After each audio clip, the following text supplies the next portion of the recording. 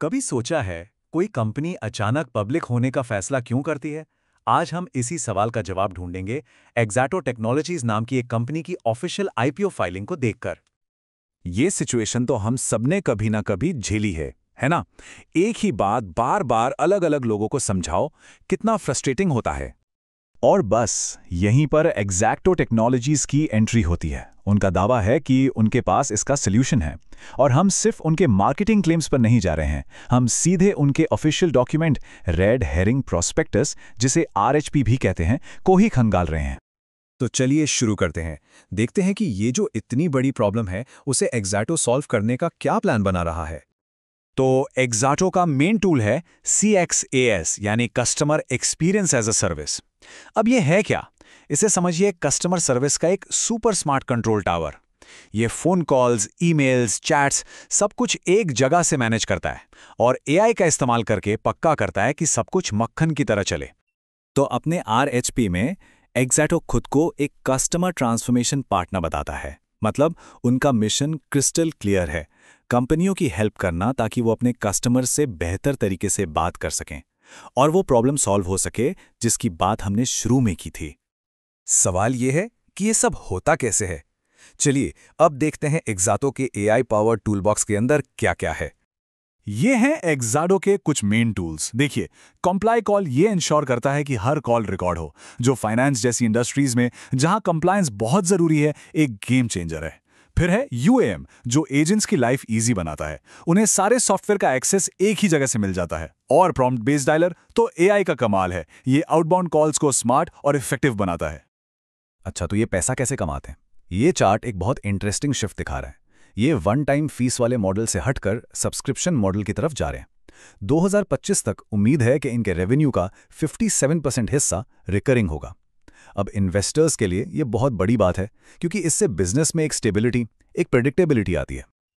अब आते हैं इस पूरे एनालिसिस के दिल पर, इनिशियल पब्लिक ऑफरिंग यानी IPO। ओके, तो आईपीओ होता क्या है? एकदम सिंपल भाषा में, जब कोई प्राइवेट कंपनी पहली बार आम जनता को अपने शेयर्स बेचती है तो उसे आईपीओ कहते हैं। इससे कंपनी को ग्रोथ के लिए पैसा मिलता है, और इस पैसे का इस्तेमाल कैसे होगा, इसका पूरा ब्लूप्रिंट एक डॉक्यूमेंट में होता है जिसे कहते हैं रेड हेरिंग प्रोस्पेक्टस या RHP। और इसी RHP में एक सेक्शन होता है ऑब्जेक्ट्स ऑफ द ऑफर। ये बहुत इंपॉर्टेंट है, क्योंकि ये कंपनी का ऑफिशियल स्टेटमेंट है जो बिल्कुल साफ साफ बताता है कि IPO से जुटाए गए पैसे को वो कहां कहां लगाने वाले हैं। और एक्ज़ैक्टो के केस में सबसे बड़ा चंक यानी 680 लाख रुपए प्रोडक्ट डेवलपमेंट के लिए रखे गए हैं।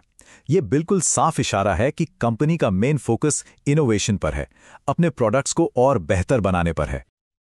और अगर इस 680 लाख को भी ब्रेक डाउन करें तो देखिए 561 लाख रुपए से भी ज्यादा इनके प्रॉम्प्ट बेस्ड डायलर को डेवलप करने में जाएंगे।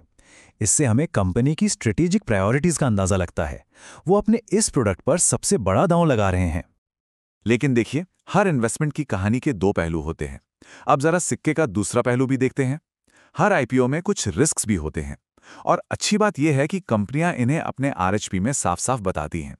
तो चलिए अब पर्दे के पीछे के इन जोखिमों पर भी एक नजर डालते हैं।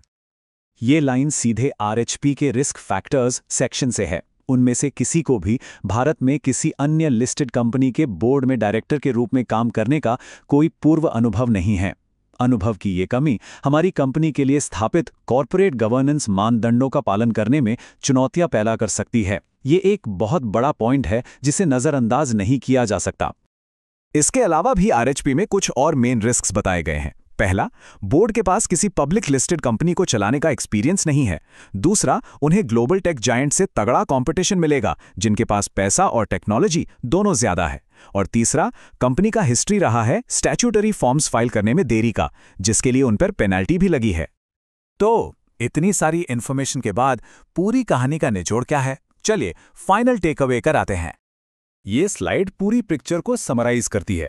एक तरफ है अपॉर्चुनिटीज, एक बढ़ता हुआ CXAAS मार्केट, एक स्टेबल रिकरिंग रेवेन्यू मॉडल की तरफ शिफ्ट और AI पावर्ड प्रोडक्ट डेवलपमेंट पर स्ट्रांग फोकस। वहीं दूसरी तरफ है कुछ चिंताएं, एक पब्लिक कंपनी के लिहाज से इनएक्सपीरियंस्ड बोर्ड, बड़े बड़े प्लेयर से कंपटीशन और रेगुलेटरी फाइलिंग्स में देरी का इतिहास।